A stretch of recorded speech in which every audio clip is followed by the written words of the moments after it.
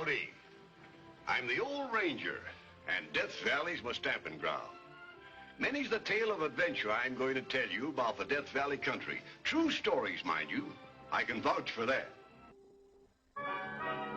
In a glass case in the Sutter's Fort Historical Monument in Sacramento is this lady's blue silk umbrella, one of California's most cherished relics. You wonder what part a mere umbrella could play in history? Well, that's the story I'm about to tell you. It starts back in the year 1850 in the gold rush port of San Francisco. But the talk at this moment is not of gold, but politics. Will California be admitted to the Union as a non-slavery state? Or will the Bear Flag Party succeed in creating an independent republic on the Pacific coast with its own president and its own Congress? For months, the struggle has been going on. Feeling is running high, nerves strained to the breaking point.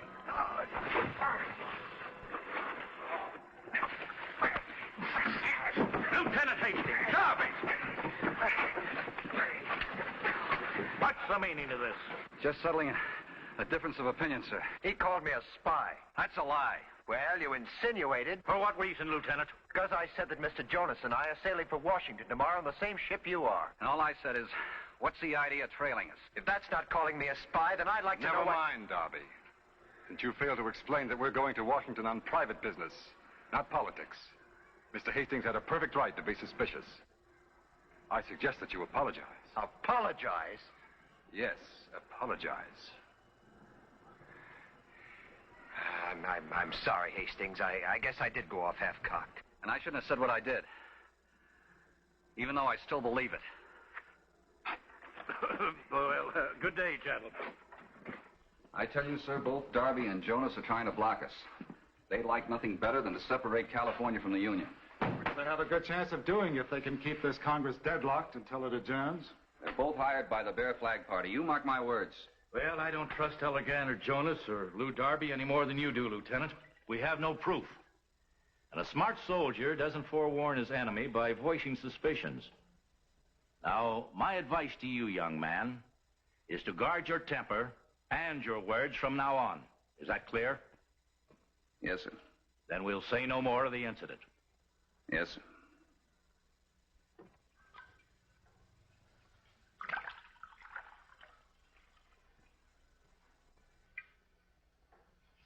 General. With all the important matters you have to attend to in the East, I hate to impose on you, but I wonder if you'd do me a favor. Of course. Just give me the size of your shirts and shoes, and I'll bring back whatever you want. Well, it isn't shirts and shoes I'd like you to bring back, General, but a couple of ladies. Ladies? My wife and daughter in New York. I didn't want them to come out until I'd gotten my business established. And it's a long journey for two women to make, unescorted. Of course. I'll be happy to bring them back, Ed. But how soon it'll be depends on how quick we get action from Congress. Which I sincerely trust will not only be speedy, but favorable. So do I. With all my heart and soul. And so, gentlemen of Congress, California knocks on the door of the Union asking for admission. Asking for permission to reap the common benefits, share the common ills, and promote the common welfare as one of the United States of America. The passage of this bill points a dagger at the heart of the South. It is contrary to the spirit and intention of the Constitution, and therefore dangerous to liberty and equality.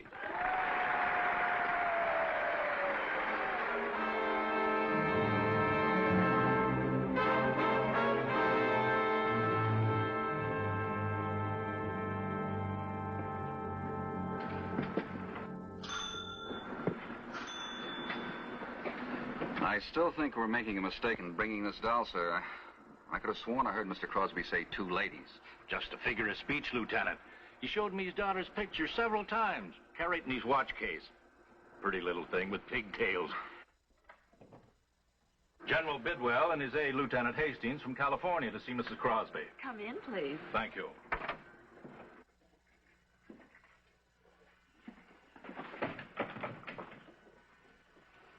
Wait in here, please, and I'll tell Mrs. Crosby. Thank you.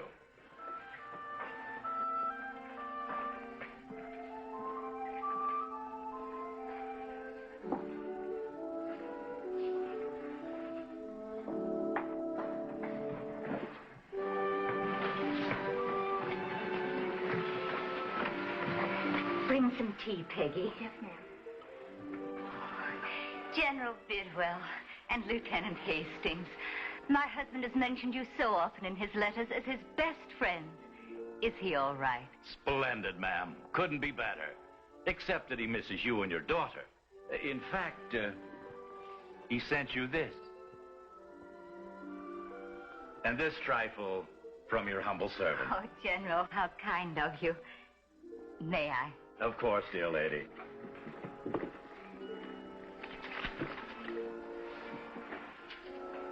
Take the doll out of the box and slip it to me when the little girl comes in.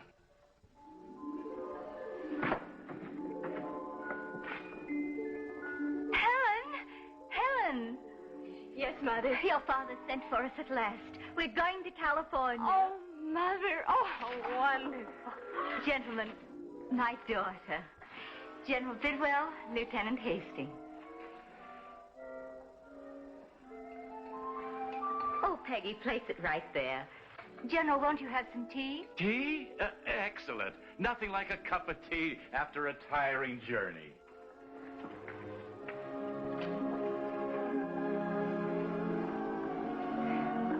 Is this your first trip to New York, Lieutenant? Oh, yes. I mean, no. I've been here several times. Which do you prefer, the East or the West? Well, I think I'm going to prefer the West now. If you're not careful, you're going to break that doll, Lieutenant. Well, it was supposed to be...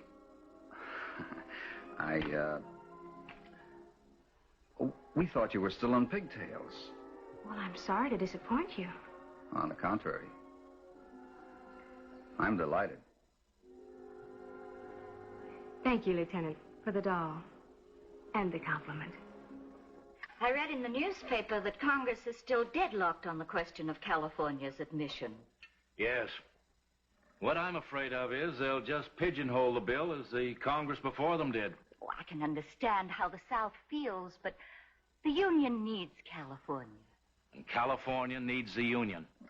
Seems a pity that a few Southern senators can block everything. Oh, it wasn't only the Southern states, ma'am. Your own senator voted against the measure. Billy did?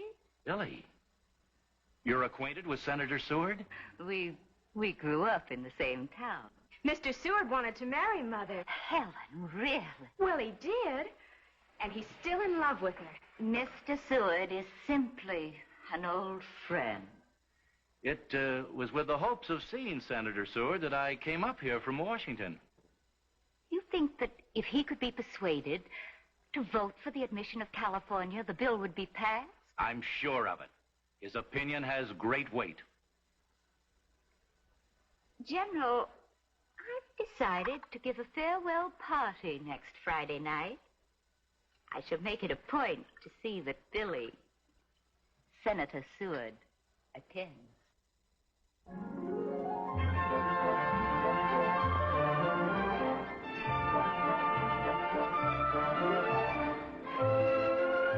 If California comes into the Union, Senator Seward, it will swing the balance of power so heavily to the north. I greatly fear, that the South will secede.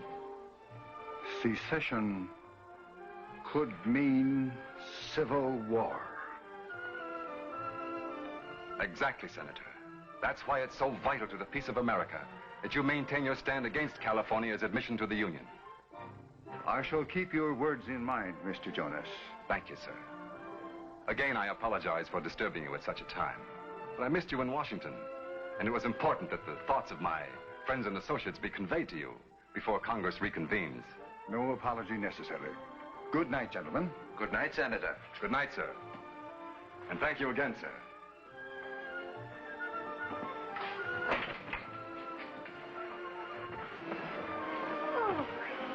you are. I've been looking all over for you. Sorry, Eleanor. A couple of gentlemen from California insisted on speaking with me. Well, now a lady who's going to California insists on speaking with you. Lieutenant Hastings. Oh, Mrs. Crosby, Senator? Aren't you enjoying the party? Oh, yes, ma'am. It's very nice. But you prefer to sit in here by yourself. Yes, ma'am. Oh, no, ma'am. I was just thinking. It appears that the lieutenant has a problem. Yes, that's right, sir. One that isn't covered by military training. How to dance with a certain young lady who seems too busy to notice me. But she has noticed you, Lieutenant. Or rather, she's noticed your absence. Just a moment ago, she asked me what had become of you. She did? And she seemed quite concerned about it, too. She was. And she'd be very happy to dance with you. She would. If you'd only ask her. Oh, Miss Helen. Oh, excuse me. Oh, I beg your pardon. Excuse me.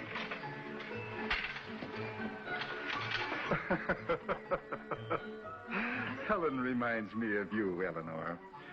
Smiles at a man and he falls all over himself.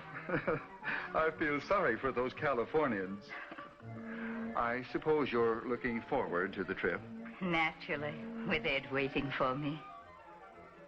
But at the same time, when I think of living out there, I get a strange feeling. Almost a desolate one. Desolate? Why? Because, well, I'll be living in a part of the country that doesn't belong to the Union. Outside its boundaries, with no legal right to any of its benefits or its protection. No real right even to hang out the American flag. Does that really matter, Eleanor, personally? A great deal, Billy. I love my country as you must love it. You who've been governor of the greatest of our states. I wonder if you have any idea how proud I've been of you. You're asking me to vote for the admission of California. If you conscientiously can.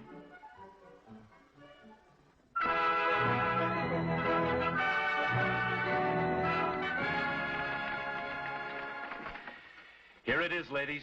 The Charter of the State of California. Signed by Millard Fillmore, President of the United States. September 9th, 1850. Our troubles are over.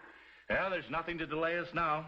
I've booked passage for our party on the first ship sailing out of New York.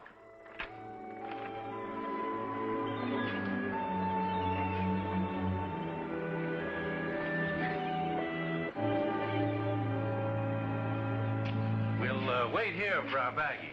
I do hope I won't be seasick. Are you a good sailor, Lieutenant? The best sailor in the Army. How about you, General? Do ships bother you? Well, I prefer a horse. Excuse me, sir. Well, if it isn't Hastings. Don't tell me you're sailing on this ship, too. That's right. Yes, indeed, old boy. Yes, indeed. Looking forward to it with a great deal of pleasure. Aren't you? Mrs. Crosby, Miss Crosby, may I present Mr. Jonas and Mr. Darby? A pleasure, ladies. Yes, indeed, a great pleasure. See you on board ship. Yes, see you at sea.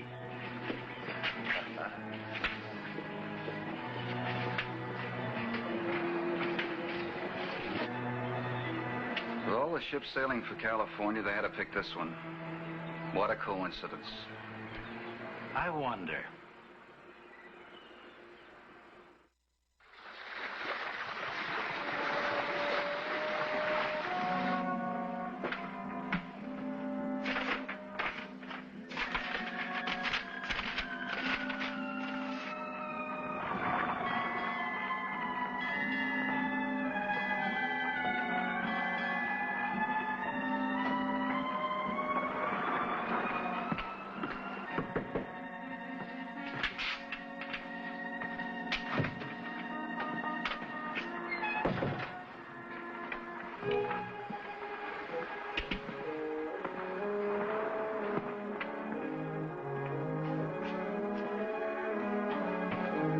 particularly care for the captain's attitude on the California situation, sir. Nor I, but every man has a right to his own opinion.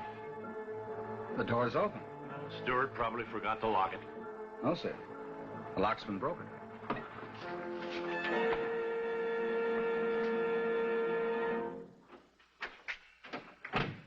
You better check your things, sir, and see if anything's missing. There's nothing missing, Lieutenant. What they're after, you've got. You mean the state papers? That's right. I had a suspicion it was more than a coincidence that Jonas and Darby were sailing with us. Yes? It's Mrs. Crosby and Helen, General. We stopped by to see if you two gentlemen might... Oh, excuse the disorder. Bachelor's quarters. Is anything wrong, General? Nothing to be alarmed about. We have reason to believe somebody on board is trying to get hold of the state papers. Steal them? Who? Jonas and Darby. If they could destroy them, the time it would take to get copies from Washington might be all the Bear Flag Group need to put over their scheme for an independent republic. Why don't you ask the captain to put them in the ship's safe for you?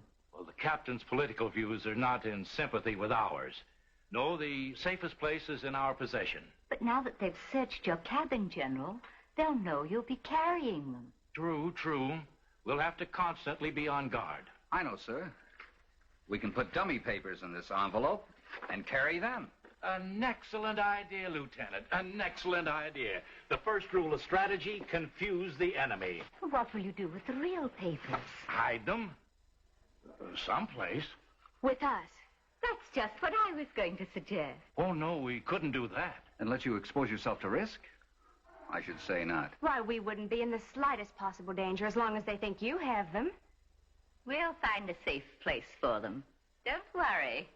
And we won't let you know where they're hidden until we reach San Francisco. Sometimes, Mrs. Crosby, I think women should be the generals. Someday, General Bidwell, I believe you'll discover that they are. Come along, Helen.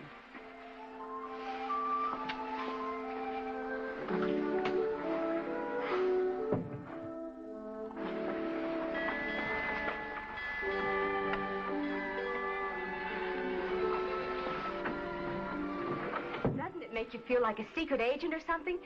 Guardians of the official documents of the state of California. Shh. The question is, where are we going to hide them?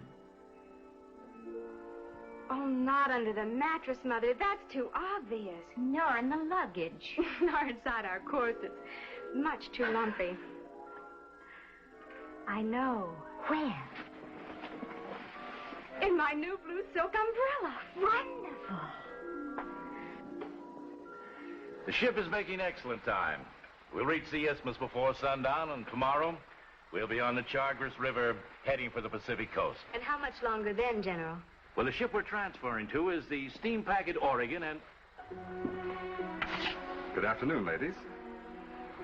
I understand we'll be at the isthmus by sundown. So General Bidwell was just telling us. Oh? Have you enjoyed the voyage, Miss Helen? Very much, most of the trip. I don't like this tropical climate, though. It's too warm. Well, you should have your parasol over you. Allow me to open it for you. Oh, it's not a parasol, Mr. Darby. It's an umbrella. I carry it in case of sudden showers. It's very pretty. What is the handle, ivory? Helen, I left my fan in the lounge. Will you get it for me, please? Certainly, Mother. Allow me. I'll get it for you, Mrs. Crosby.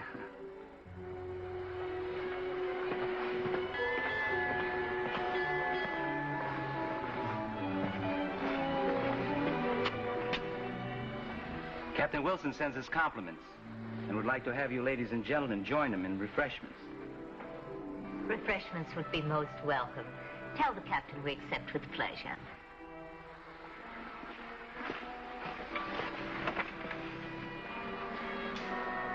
Oh, I forgot my cheroot case. I'll be with you as soon as I get it.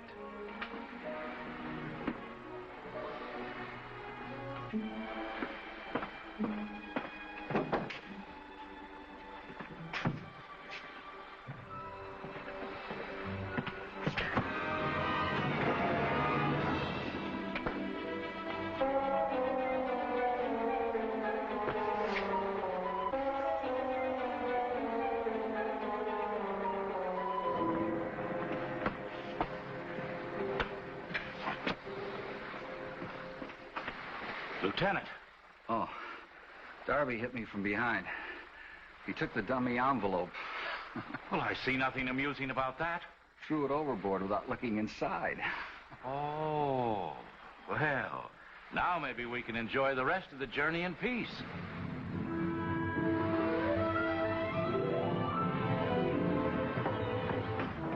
Can you tell what ship it is? It looks like the Oregon. It's about due from the isthmus. Well, I hope it brings good news from Washington. If it doesn't, people will be tearing down the stars and stripes and raising another flag in its place. There's San Francisco. Would you like to have a look? Oh, may I?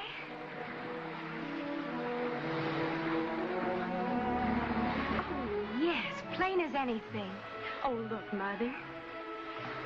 Lieutenant, present my compliments to the captain. Tell him to fire the cannon as soon as we enter the harbor. Yes, sir. Bob, wait, my umbrella. Firing the cannon was their signal for success. Did you look at those papers before you threw them overboard? No, I naturally thought that the... You thought exactly what they wanted you to think. Quick, get down below and search their luggage.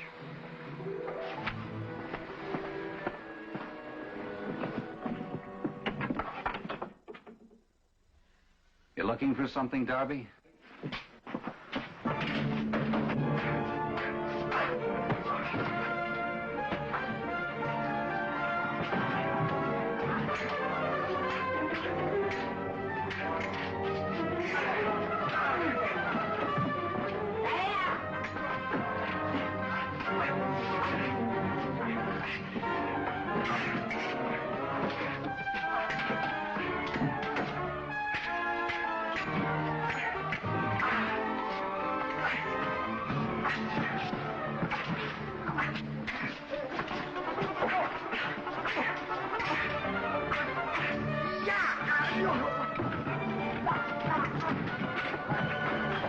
Your point, Hastings. What is the meaning of this, Lieutenant? Just settling a difference of opinion, sir. Well, it should be settled by this time. Make yourself presentable. We're going ashore shortly. Yes, sir. My umbrella. Mr. Darby, when we go ashore, you may carry my umbrella. Pleasure, Miss Helen. A great pleasure.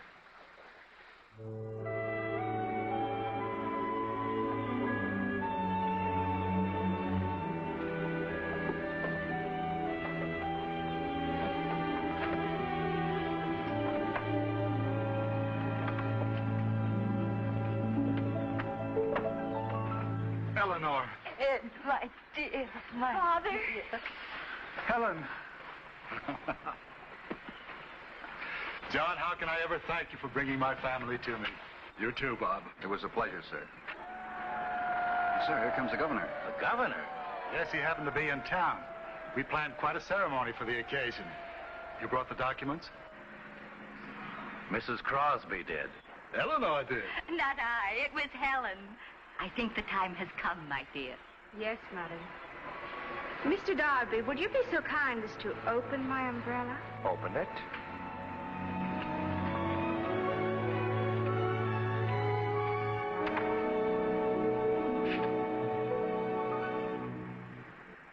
So that's where they were.